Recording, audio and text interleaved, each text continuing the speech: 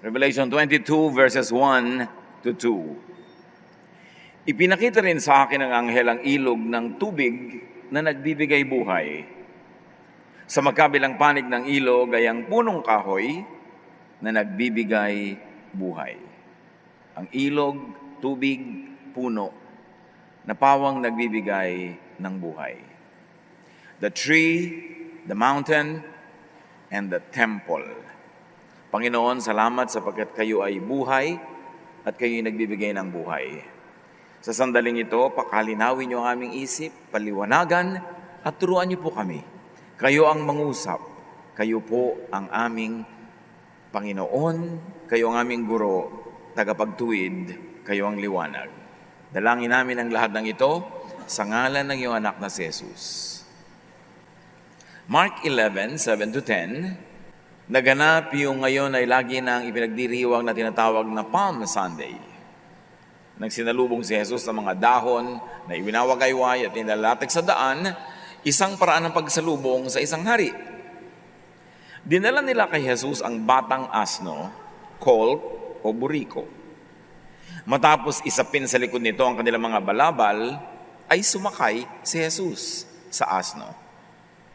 Marami ang naglatag ng kanilang mga balabal sa daan, samantalang ang iba na may pumutol ng madahong sanga ng mga kahoy at iyon ang kanilang inilatag sa daan. Ang mga tao sa unahan at sa hulihan ni Jesus ay sumisigaw ng ganito, "Purihin ang Diyos! Pinagpala ang dumarating sa pangalan ng Panginoon." Kinilala si Jesus na sugo ng langit at siyempre ang sugo na dumarating laging may pakay, may malinaw na misyon at mensahe. Mark 11, 11 to 14. Pumunta si Jesus sa Jerusalem at pumasok sa templo at tiningnan niya ang lahat ng bagay doon. At dahil gumagabi na, lumabas siya at nagbalik sa Betania sa labas ng syudad na kasama ang 12. Kinabukasan, nang pabalik na sila mula sa Betania, si Jesus ay nakaramdam ng gutom. Mahalagang pansinin yung gutom kasi kinakatawan ni Jesus ang mga mamamayan na pawang mga gutom. Nakita niya sa di kalayuan ang isang malagong puno ng igos. Nilapitan niya ito upang tingnan kung may bunga. Nagugutom si Jesus, may puno ng igos. Ang bunga nito ay nakakain. So yung makita mo yung puno is a promise. May puno pa lang, may pangako na yung puno. Papakainin kita ng aking bunga. So nilapitan ni Jesus upang suriin. Dahil hindi pa panahon ng igos noon, wala siyang nakita kundi mga dahon lamang. So walang makakain. Kaya't sinabi niya sa puno ng igos, wala nang makakakain pa ng iyong bunga. In other words, Jesus said, die. At ito ipinagtaka ng marami dahil hindi naman panahon ng bunga, bakit hinahanapan niya? At nung wala siyang nakita, ba't niya kinurse? Bakit niya sinabihan ng ganon? At sinabi niya ang iyon ay narinig ng kanyang mga alagad. Katakataka sa kanila ang ginawa ni Jesus. Susumpain ng isang punong walang bunga, hindi naman season. Mark 11, 15 to 16. Pagdating nila sa Jerusalem, si Jesus ay pumasok sa templo. So ito ang pakay ng dumating na sugo ng langit.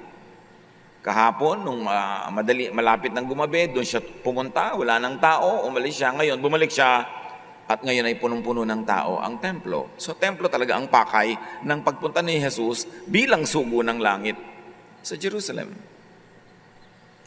At anong ginawa niya? Nagdasal ba siya doon?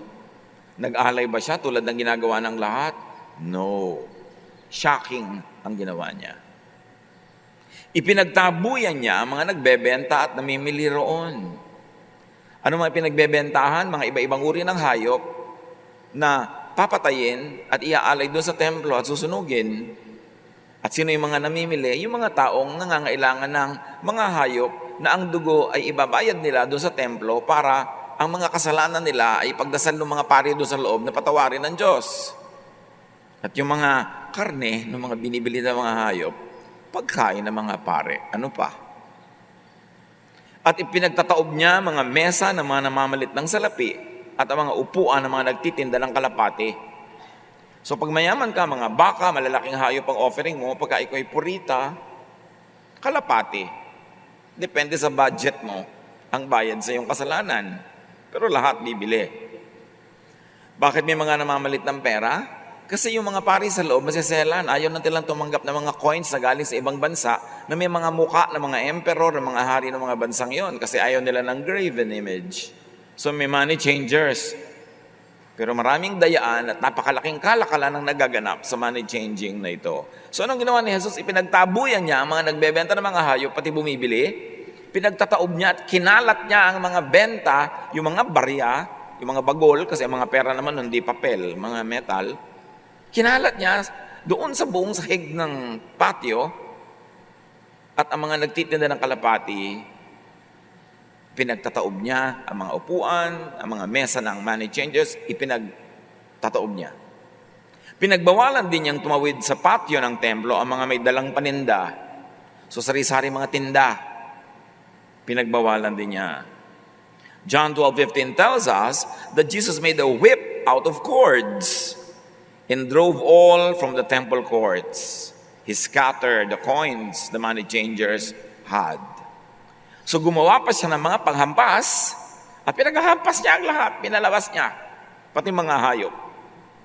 It was a fatal blow on the business of sacrifice, on the business of the temple. Dinagukan ni Jesus sa araw na yon ang relihiyon na komersyo. Sasabihin ng iba, bakit ganun? Di ba Jesusness love? Di ba Jesusness kabaitan lang? No, no, no, no. True love hates. Mahal mo ang asawa mo, may gumagahasa. Alangan namang love mo rin yung nanggagahasa. Love mo ang anak mo, may pumatay. Alangan namang love mo rin yung pumatay. Because true love hates the enemy of the beloved. Truth hates falsehood. Kindness hates unkindness. Kaya hindi pwede sabihin, di ba, Jesusness na tayo, so dapat hindi ka na magalit kahit hindi ko bayaran ang utang mo. No, no, no, no. Jesusness is not blindness. It's not todo pasa. Hindi ito pagsasawalang bahala. Jesusness is not falsehood or evil or injustice. Jesusness is against wrongness. Huwag nating abusuhin yung, di ba, Jesusness na tayo, tapos lahat na ng mga kabalbalan, gusto mo pasado. Hindi ganun. Si Jesus, because of his intense Jesusness, hated the commerce that was going on in the temple. Kinamuhian niya ang pagsasamantala ng mga pare sa mga mangmang na mga mananampalataya na hinuhut-hutan ng templo ng kahuli-hulihan nilang barya. Ang mayayaman, mga baka, mga kambing, malalaking hayop, at mahihirap, o sige, kalapati na lang. Ba't hindi na lang lahat kalapati kung pwede lang pala yung kalapati? Siyempre, mas malaki ang kita nila sa mas malalaking hayop. At yung mga dinner nila, yung best parts of those animals, hindi naman kinakain yun ng Diyos eh. Ang kumakain naman ng mga offering, yung mga pare. Kaya ayaw nila ng mga imperfect animals. Sabi nila, ayaw ng Diyos ng imperfect animal. Para tuloy ang Diyos ngayon, mayroon pang discrimination against the disabled animals. No, sila, ang gusto nila, perfect yung kakainin nila. So sinasabi nila, yun ang gusto ng Diyos. Kasi ang gusto ng pare, yun ang gusto ng Diyos. Sabi nila. Kaya hindi ko mo laging sinasabing, sabi ng Diyos, sabi na ngayon ng Diyos. Sabi lang yun ng mga pare, para sundin mo. Pero sila ang nakikinabang. Pag ang sinasabi nila, nasabi ng Diyos, eh sila yung nakikinabang, magduda ka na doon. They controlled literature. They controlled religious verses. They controlled everything. Kasi no read, no write naman yung mga tao. So kung anong sabihin nila, yun na lang ang batas. Pero muhing-muhi si Jesus sa ganun. Sukdo lang ipagtataob niya ang mga mesa, ipaghahagis niya ang mga barya doon, yung mga pera. Sukdo lang palayasin niya ang lahat ng tao doon sa lugar na yun ng templo. Hebrews 10:5-10, nang si Kristo'y naparito sa daigdig, sinabi niya sa Diyos, hindi mo ninais o kinalugdan ang mga alay at handog na hayop, mga handog na susunugin, at mga handog dahil sa kasalanan, kahit ito'y inihahandog ayon sa kautusan. So ang paghahandog ng Israel ng mga ito, ayon sa kautusan. Sa kautusan ni Moses, sa kautusan ng mga priests, ng mga Pharisees, ng teachers of the law. Pero sabi ni Jesus mismo sa Ama, hindi naman kayo nalulugod dyan eh. Kahit na sinusunod ng mga Israelita ang kautusan, ayaw nyo sa ginagawa nila kasi hindi naman kayo ang may utos niyan. So maraming utos na akala nila utos ng Diyos, priest lang pala ang may kagagawan. Zeal for truth made Jesus very, very angry with the way the temple was squeezing money out of people who they label sinners. Kaya ang daming batas para maging sinner ka. At pag sinner ka, ang dami mong offering. Pag maraming offering, marami silang tubo. Kaya dami ang batas para wala kang kaligtasan sa mula sa kanilang mga panunumbat at pang-uusig. Where there is more law, there is more transgression. When there is more transgression, the more you need the ministration of the priests. Cyclical yan. Kaya ayaw na ayaw ng mga Judaizers, ayaw na ayaw ng mga Udyo, at ayaw na ayaw ng mga Pharisees, yung ituturo mo yung salvation by grace through faith in Jesus. Kasi nawawala sila sa economy. Hindi ka na kailangan mag-sacrifice. Hindi mo na kailangan bilhin ang mga kapatawaran sa iyong mga kasalanan. Nawawala sila ng negosyo, kaya ayaw nila yan. Mark 11:17. At tinuruan niya mga tao ng ganito. Balik tayo doon sa kwento tungkol sa pumasok si Jesus sa templo, ha? Nasusulat, ang aking, and may I add, tunay na tahanan ay tatawaging bahay dalanginan. And may I add, hindi bahay na sunugan ng handog, hindi palengke ng lahat ng bansa. And may I add, hindi ng Israel lamang. Sabi ni Jesus, nasusulat, ang aking tahanan ay tatawaging bahay dalanginan ng lahat ng bansa. Hindi ito bahay ng offering, hindi ito bahay ng sunugan, at hindi ito para sa Israel lamang, kasi para ito sa lahat ng bansa. Pero alam nyo yung templo, hindi pwedeng pumasok doon ng mga Gentiles, hanggang doon lang sila sa labas. Sinolo nila ang Diyos. Again, press release lang yan ng mga Israelite. Hindi galing sa Diyos. Si Jesus na mismo ang may sabi. Kaya galit na galit siya. Anong ginawa nyo dito sa bahay dalanginan? Ginawa nyo yung negosyo? Tapos sinolo nyo, kayo lang nakakapasok. At sabi ni Jesus, ngunit ginawa nyo itong lungga ng mga magnanakaw. Can you imagine, tawagin nyo yung mga religious people doon ng mga magnanakaw? Jesus was really livid. He had righteous indignation. He had all the right to be angry because truth is angry at falsehood. Micah 3:11, nagpapaupa ang mga pari para magturo at ang mga propeta na may nanguhula dahil sa salapi. Puro pera ang laman ng utak ng mga religious leaders na ito. Negosyo ang relihiyon. Acts 7:48-49, but the Most High God doesn't live in houses made by humans. And the temple in Jerusalem is a house of stone made by humans. The Most High God does not live in houses made by humans. It is just as the prophet said when he spoke for the Lord, heaven is my throne, the earth is my footstool. What kind of house will you build for me? In what place will I rest? Langit ang aking upuan. Upuan ko lang yung langit. Kaya nyo bang makarating dyan? Hanggang ngayon nga, hanggang buwan pa lang yung tao nakakapaglakad. Ang layo pa ng langit. Sabi niya, alam niyo yung langit, upuan ko lang yan. Hindi pa yan ako. Upuan pa lang. Yung earth, ang laki-laki. Tungtungan lang yan ang aking paa.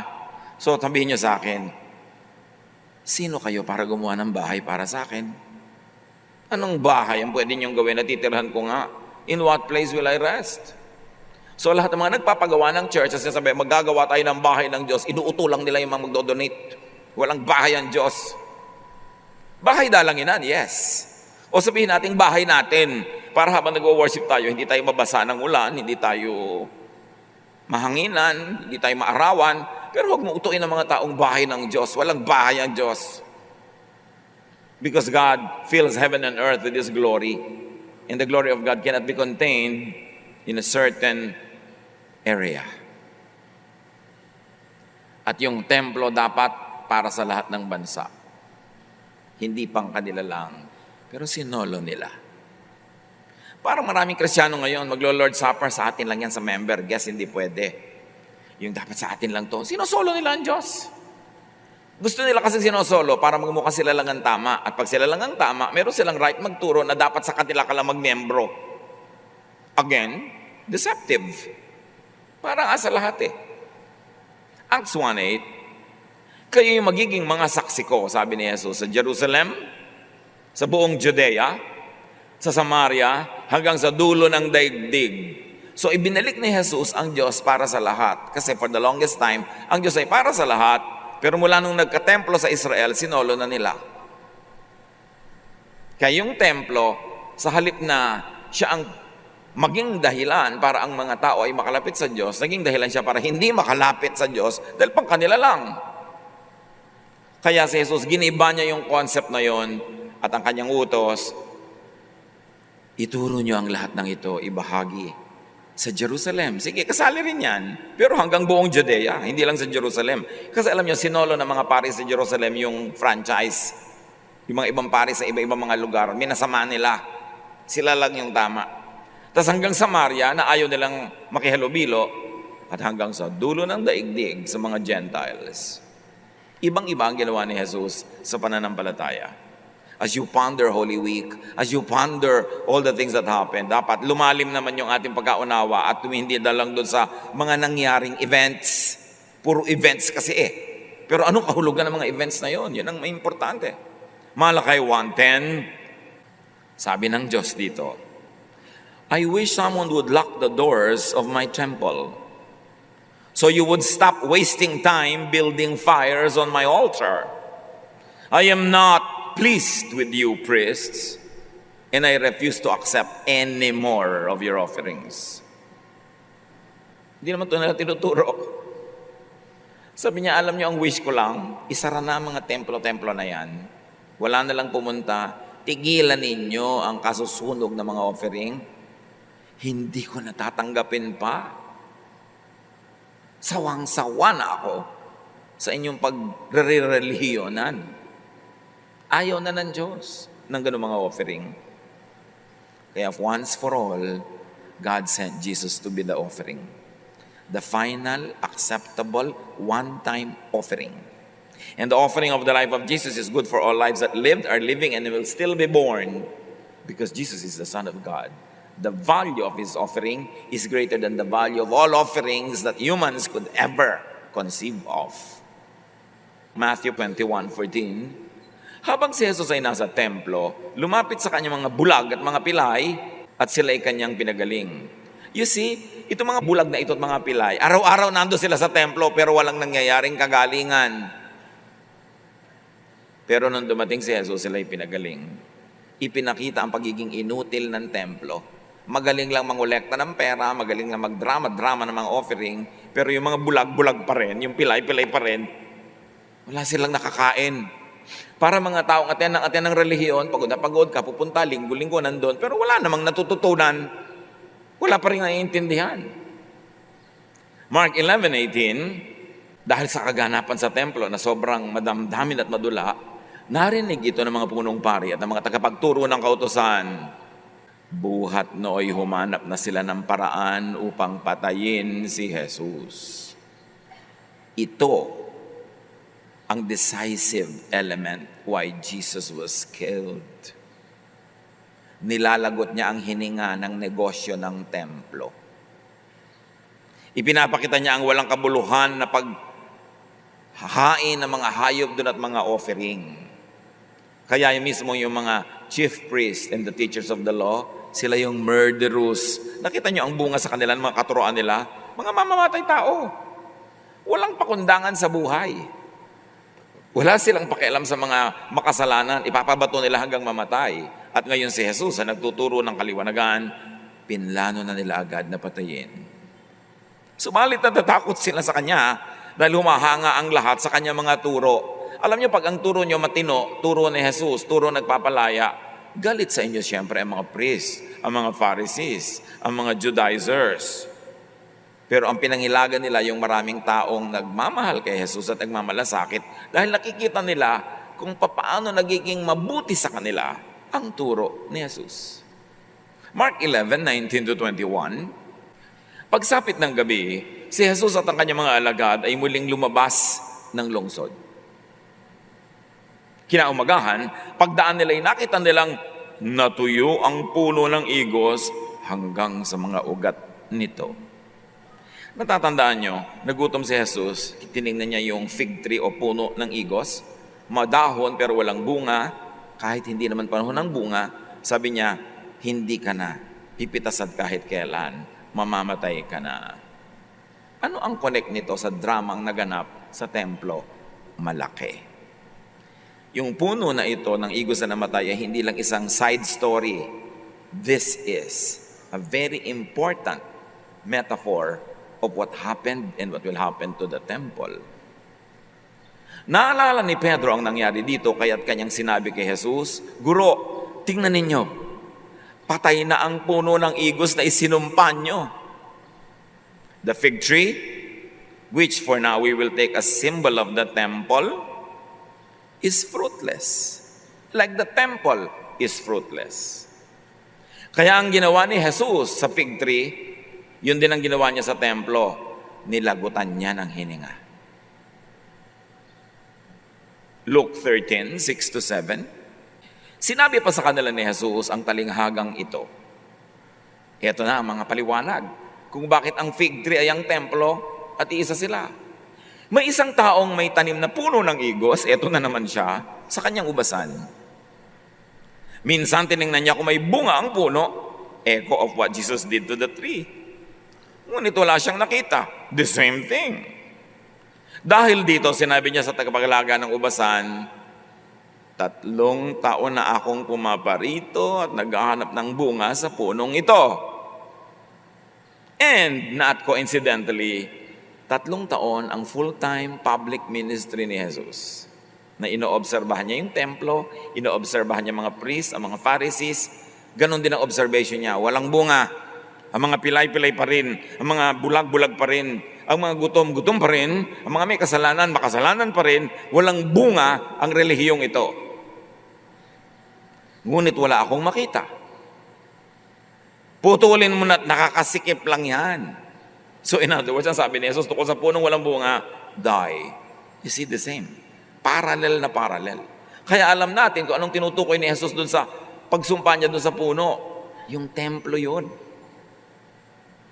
The fig tree, the symbol of the temple, is also the tree of the fall in the Garden of Eden.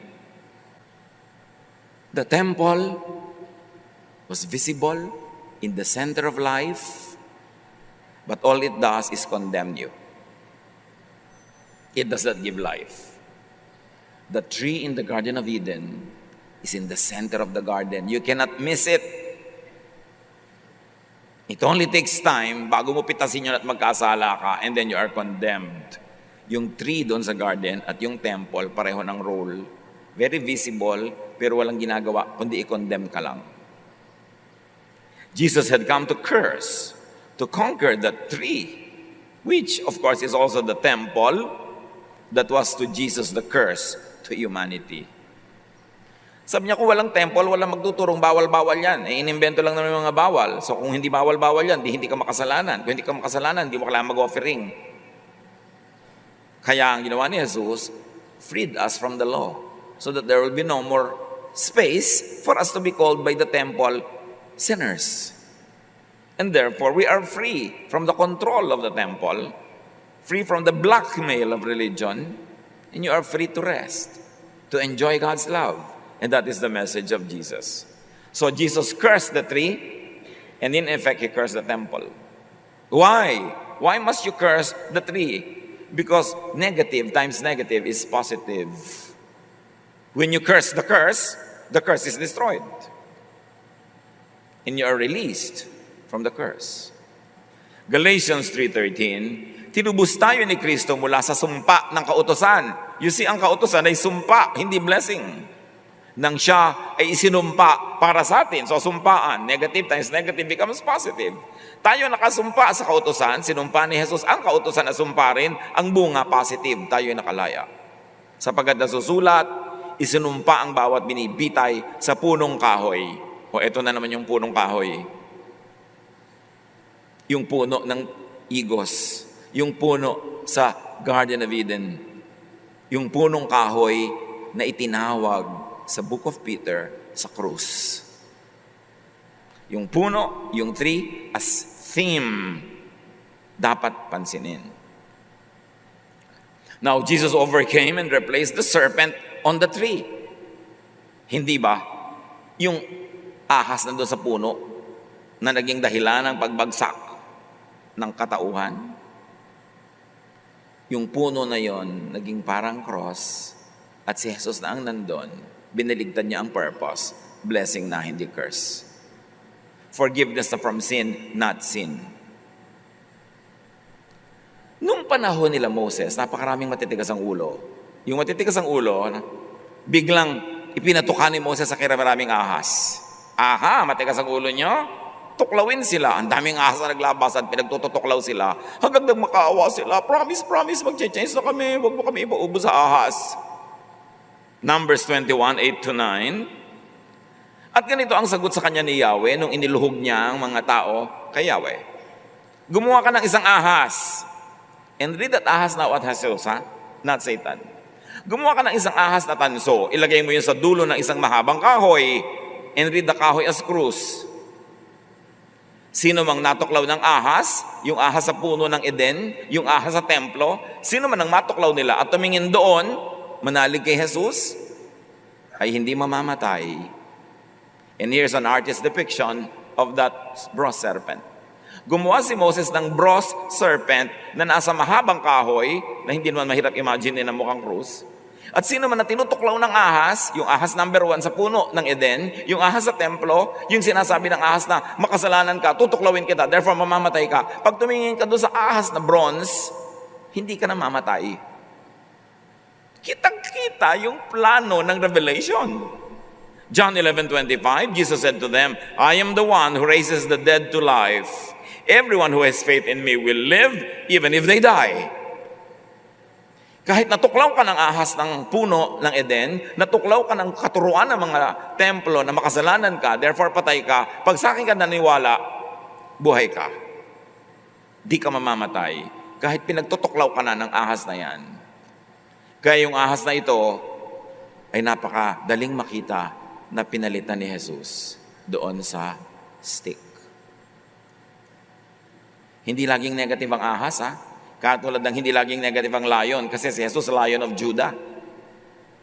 So, yung ahas na tinitingnan nila nung panahon na yun, pag tinuklaw ka ng ahas number 1, titingin ka sa ahas number 2, yun na si Jesus, ahas number 2 na nagbibigay ng buhay, pangkontra sa kamandag ng ahas number 1.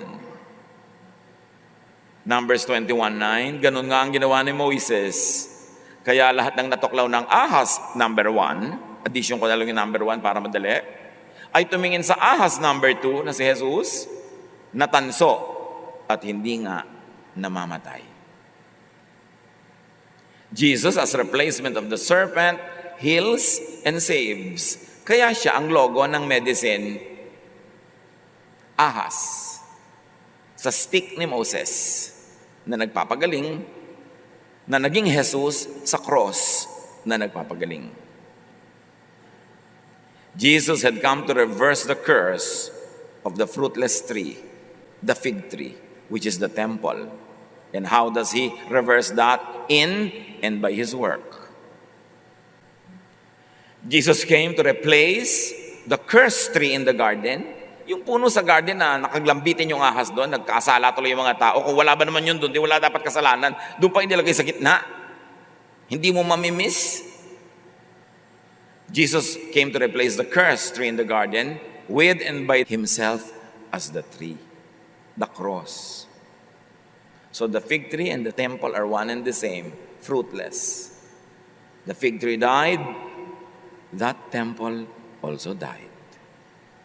John 15:1, ako ang tunay na puno ng ubas at ang aking ama ang tagapag-alaga. So you see, laging may puno si Jesus. Ako ang tunay na puno, hindi ang fig tree. Hindi ang temple. Hindi yung puno sa Garden of Eden na napahamak ang mga tao. Ako na ang puno na siyang nagbibigay ng kaligtasan sa kapahamakan na yon. In Jesus, all the curses of the law had been reversed to become blessings, to become grace. Kaya dapat pag mga Holy Week, ang inuulit-ulit, hindi yung pagdurusa, hindi yung mga pagpapako, hindi yung mga paghahampas. Kasi tapos na yon. Ang dapat ituro, hindi na kailangan yan. Kasi kay Jesus, lahat tayo ay pinatawad na, tinanggap na, at nabura na ang lahat ng batas na nagsasabing makasalanan tayo. Ang umiiral ay ang batas ng pag-ibig, ng pagpapatawad, ng pagtanggap sa isa't isa, so we can all rest and relax. John 15:5, ako ang puno ng ubas. At kayo ang mga sanga, sabi ni Jesus. Ang nananatili sa akin, at ako sa kanya, ang siyang nagbubunga ng sagana, sapagkat wala kayong magagawa kung kayo'y hiwalay sa akin. Akala naman ng iba, at lagi itinuturo rin ng relihiyon hanggang ngayon, yung bunga na yun ay laging good works, donations, pagtitiis, paglilingkod. Puro ina-exploit na naman yung mga tao. Yes, bunga rin yun. Pero ang bungang gusto ni Jesus ay kapayapaan, katahimikan ng loob, pahinga, pag-ibig, pagtanggap sa iba, makarelax tayong lahat. Mas mahalaga yung bunga na yun, fruit of the Spirit. Siyempre, pag inuuto ka ng religion, ang bunga na naman na hinahanap nila, works, donations. Bunga rin yun. Kung talaga nasa Panginoon ka, mag-work ka naman talaga, magdo-donate ka, kita mo naman yung need. Pero hindi nang pangunahin. Ang gusto ni Jesus na makita ang bunga mo, yung tahimik ka, payapa ka, hindi ka guilty, hindi ka nang papagilty sa iba, hindi ka nang uusig.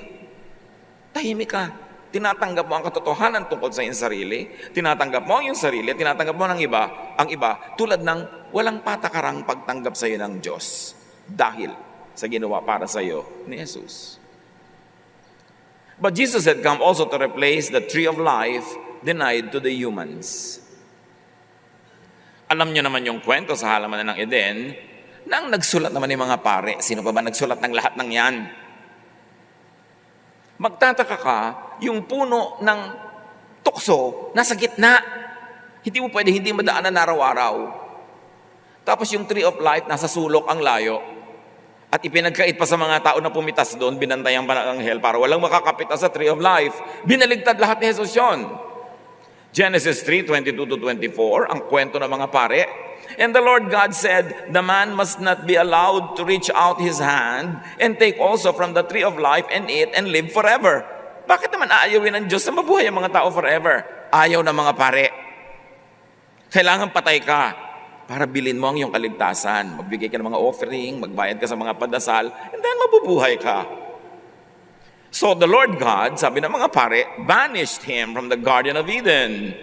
After he drove the man out, he placed on the east side of the Garden of Eden cherubim and a flaming sword flashing back and forth to guard the way to the tree of life.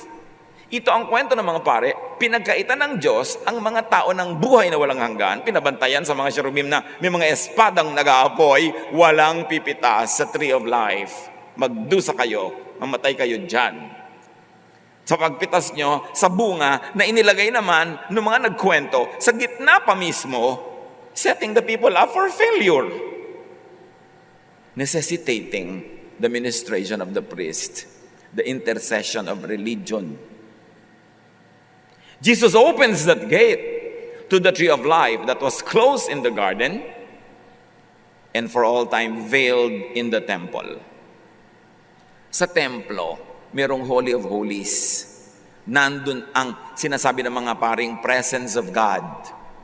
Pero may makapal na kortina, walang makakapasok except only the high priest, one person, once a year. Siya lang ang pwedeng lumapit sa Diyos. Nakasara ang kortina, tulad nung gate sa Garden of Eden na isinara, walang makakalapit sa tree of life na ibinibigay ng Diyos. At ang lahat ng yan, binaligtad ni Jesus. John 14:6, I am the way, sabi niya. Not that curtain, not that guarded gate. I am the truth, not the teachings of the temple. And I am the life, not the death in the temple, not the death that happened to the fig tree. Without me, no one can go to the Father. Sabi ni Jesus, kung hindi sa akin, hindi nyo mapapasukan yung gate na yon na nandun yung tree of life. Kasi binabantayan nila, pinabantayan ng mga pare. Sabi nila, pinabantayan ng Diyos. Ba't naman pagkakait sa'yo ng Diyos yun? At sabi bigla ni Jesus, John 10:7-9, I am the gate for the sheep. At ako'y bukas, 24/7, gising, 24 oras, pwede kayong pumasok. Mark 15:38, nung namatay si Jesus, yung kurtinang humahati at hindi pwedeng pasukin ng tao, napunit sa gitna ang tabing ng templo mula sa itaas hanggang sa ibaba. Pagkalagot na pagkalagot ng hininga ni Jesus sa krus, napunit ang makapal na kurtinang nagbabawal sa mga taong pumasok sa Holy of Holies. Ibig sabihin, si Jesus, binuksan niya ang daan patungo sa Diyos na isinara ng templo.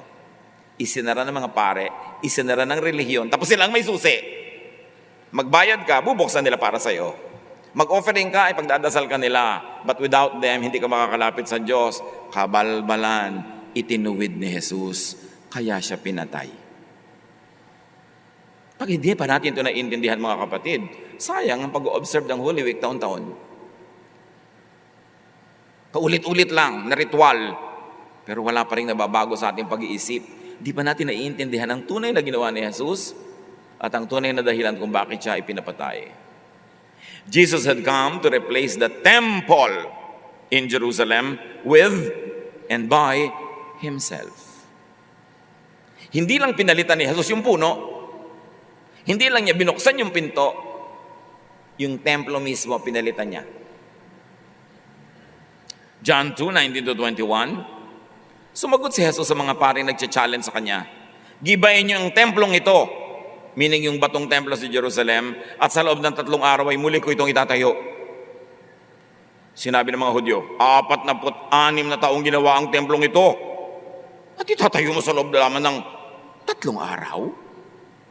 Ngunit, ang templong tinutukoy ni Jesus ay ang kanyang katawan. Giniba na ni Jesus ang templong yon kasi walang silbi. Ang bulag-bulag pa rin, ang gutom-gutom pa rin, tulad ng fig tree, puro forma, puro dahon, walang bunga. At sabi niya, 3 araw, bubuuin ko muli. Nung bumangon si Jesus mula sa kamatayan, nung binangon siya ng Diyos, Ama, tapos na ang templo. Si Jesus na ang templo. At hindi lang yon. Sabi ni Jesus, ibibigay ko niyo sa inyo ang Espiritu Santo. Hindi ko kayo iiwan ng mga ulila. I will send the Holy Spirit at once. And you will be the temple of the Holy Spirit. Meaning you will be my temple, meaning you are now the temple of God. Kung merong titirhan ng Diyos, kayo, hindi ang templong bato. Eh di lalong nagalit siyempre yung mga Hudyo. Pride nila yung temple, center of their life. Tapos, wala na pala. Jesus had come to end the world. In what world? The Jewish temple world, not the planet Earth. Pag kami mga sinasabing, and this world will end, this world will end, hindi laging planet Earth. World yun. Hindi dapat sinabi planet. This planet will end, this planet will end. Because the word world is poetic. Merong world of artistas, merong world of scientists, merong world of mga sugarol, may mga world of. So world lang yun. Ibig sabihin, merong temple world. And there's a world that ended when Jesus rose from the dead, the world of the temple. Matthew 24:19-21 details the hardships at the end of the world. Pero hindi the end of the planet. It was the end of the temple world because there was something that happened. Sabi ni Jesus sa kanyang mga tagapakinig, there are some of you here who are not going to taste death before the end of the world happens. Before all this happened. Ang tagal na nun eh. Yung mga original hearers niya, meron daw dong hindi makakatikim ng kamatayan bago mag-end ang world. So, ibig sabihin, hindi planet yung mag-end. What world? Review history. Sa lifetime ng mga nakinig kay Jesus, ito ang naganap at ito ang mundong nalusaw. AD 66, the Jews rebelled against Rome. AD 70, the Romans burned and totally destroyed Jerusalem and the temple. Nasira, giniba ang templo. Nangyari ang sabi ni Jesus, destroy this temple. Not one stone will remain on top of another. It happened in their lifetime. And it also happened that Jesus rose and became the temple of God and made the believers the little temples of God. Kaya hindi mo na kailangang mag-pilgrimage sa Jerusalem. Ikaw na ang templo ng Diyos eh. Di ba naging walang ang gastos? Pero kung gusto mo magpunta for touristic values, why not? Pero kung sabihin na magpipilgrimage ka para pupunta ka sa temple, gidiba nga yun eh, pupunta ka pa, kung gibayin uli yung konting-konting nalalabing bato-bato doon, baka madamay ka pa. Kaya ang tagumpay ng Roma sa total destruction of the temple, ipinagdiwang sa Ark of Titus, which was built in AD 81 to 85. Sino ang si Titus? Son of the Emperor Vespasian, the destroyer of the temple. At ito yung arko, which is just a few steps away from the Roman Colosseum sa Roma. Nakatayo pa yan hanggang ngayon. At isang detalye sa Ark of Titus na ito, yung pagdala nila ng menorah from Jerusalem into Rome. Binitbit ng mga Roman soldiers ang mga laman ng templo. Nandun yung menorah, yung pinaka-sacred, at mga mesa-mesa, silya-silya, exactly yung ipinagtataob ni Jesus. Ang ginawa ni Jesus, nung umakyat siya sa templo, nung Palm Sunday, naganap nung AD 70. The temple was destroyed. Everybody was driven out, not only of the temple grounds, but out of Israel. Because all the Jews had been dispersed. Pinalaya sila doon ng Rome. Naganap ang sinabi niya na lagot ang hininga ng templo tulad ng punong isinumpa niyang naluoy. Tapos yung mga romantic na mga evangelicals ngayon gusto pang mag-donate para buuin uli yung templo. Bakit bubuuin na naman yun? Para mag-offer ka na naman ng mga baka. In-offer na nga si Jesus. Anong klaseng ilusyon yan? Back to the fig tree sa kwento. Mark 11, 22 to 23. Sumagot si Jesus, manalig kayo sa Diyos. Tandaan ninyo ito. Kung kayo'y mananampalataya sa Diyos at hindi kayo nag-aalinlangan, maaari niyong sabihin sa bundok na ito, umalis ka dyan, tumalon ka sa dagat, at ito nga ay mangyayari. Lagi na lang ng interpretation, ito'y isang generic mountain, problem, na sa pangalan ni Jesus. In Jesus' name, umalis ka problem, aalis ka yung problem. Alam niyo namang hindi lagi umaalis yung problem, so hindi yun ang ibig sabihin ito. And it is not also about the efficacy of prayer, na pag sinabi yung in Jesus' name, manggaganap nga, dahil ang dami mo nang in Jesus' name, hindi naman naganap. So maling pag-claim sa promise, kung ano yung bundok na papalayasin. Yung bundok na kung nananalig kay Jesus ay pwede mong palayasin, is the mountain of Zion, where the temple is. Sabi ni Jesus, if you have faith, you can tell this mountain, itong mountain na ito, nakaharap natin, umalis ka dyan. So kung nananalig ka kay Jesus, pwede mo sabihin sa templo, umalis ka dyan. Pwede mo sabihin sa mga teachers of the law and Pharisees, umalis ka dyan. Pwede mong sabihin doon sa ahas na nununuklaw, binigyan ka ng condemnation, sa pangalan ni Jesus, umalis ka dyan. Because I am now free and alive in Jesus. John 4, 21 to 23, sinabi naman ni Jesus, maniwala ka sa akin. Sabi niya sa babaeng Samaritana, maniwala ka sa akin. Darating ang panahon na sasambahin ninyo ang Ama hindi sa bundok na ito o sa Jerusalem. Yun ang bundok na tinutukoy, yung bundok na dalanginan. Kasi sa Samaria, iniisip nila ang Diyos ay pwedeng sambahin sa Mount Gerizim, yung bundok nila. Ang mga Hudyo naman pinagpipilitan sa Mount Zion, sa bundok nila.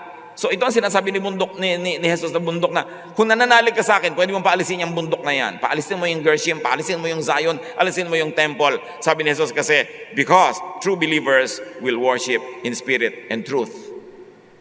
Hindi kailangan ng templo, hindi kailangan ng bundok.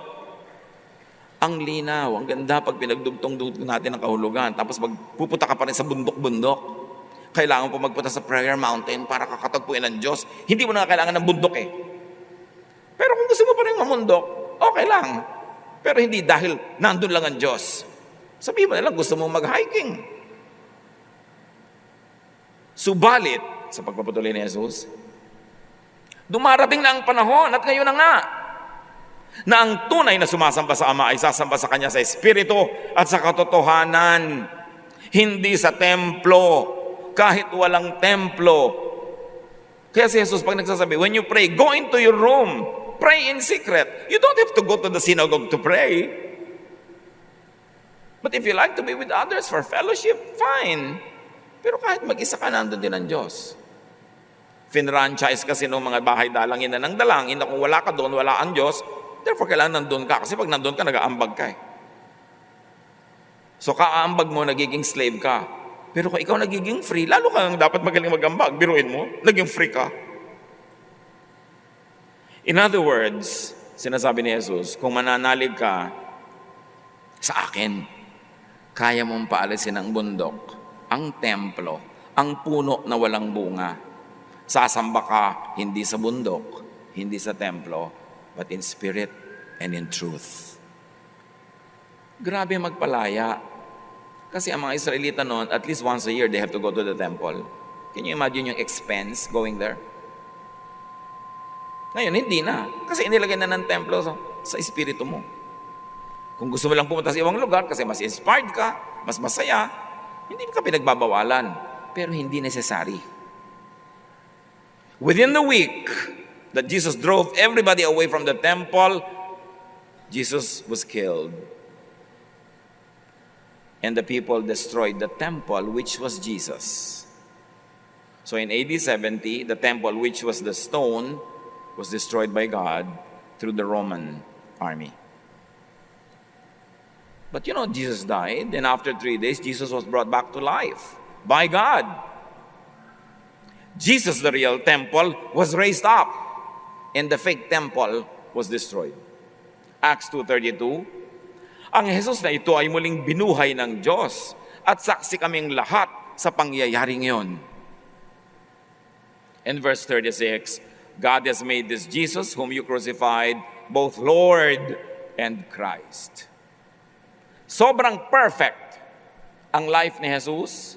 Sobrang ayon sa kalooban ng Ama ang kanyang turo. Kaya nung siya'y pinatay ng mga tao, siya'y binuhay na muli.